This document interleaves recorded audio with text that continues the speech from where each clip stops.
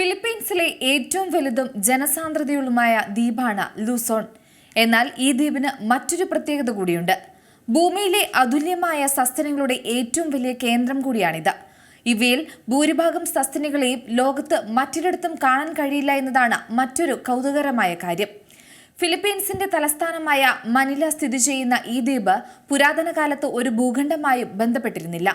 Asian വൻകരയിൽ നിന്ന് ഈ ദ്വീപിലേക്ക് എത്തിയ ജീവിവർഗങ്ങളെ അതിന്റെ പർവ്വതനിരകളിലെയും താഴ്ന്ന പ്രദേശങ്ങളിലെയും വ്യത്യസ്ത ആവാസ വ്യവസ്ഥകളിൽ പരിണമിക്കാനും വൈവിധ്യവൽക്കരിക്കാനും വളരാനും ലൂസോൺ അനുവദിച്ചു.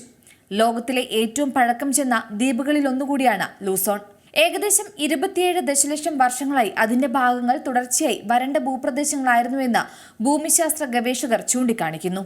ദ്വീപിന്റെ വൈവിധ്യം രേഖപ്പെടുത്തുന്ന ആദ്യത്തെ ഗവേഷകരിൽ ഒരാളാണ് ഡോക്ടർ ലോറൻസ് ഹീനി.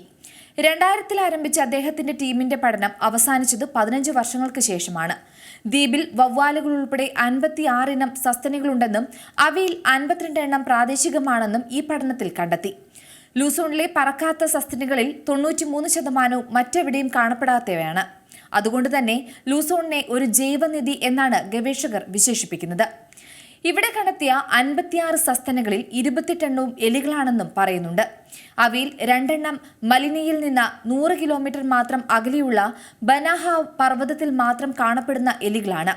നീളമുള്ളതും മെലിഞ്ഞതുമായ മൂക്ക്, ഒരു ചെറിയ വാൽ, ഇങ്ങനെയാണ് ഇവയുടെ രൂപം. 150 ഗ്രാം മാത്രമാണ് ഇവയുടെ ഭാരം. 15.5 ഗ്രാം മാത്രം ഭാരമുള്ള ക്ലൗഡ് എലി കുടുംബത്തിലെ ഏറ്റവും ചെറിയ അംഗം കൂടിയാണ് ഇവർ.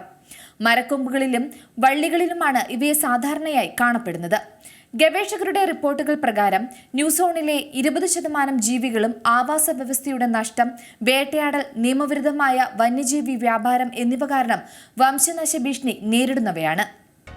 പുതിയ വാർത്തകളും വിശേഷങ്ങളും ഇനി വിരൽ തുമ്പിൽ. എല്ലാ ഡിജിറ്റൽ പ്ലാറ്റ്ഫോമുകളിലും ഇപ്പോൾ സീ മലയാളം ന്യൂസ് ലഭ്യം.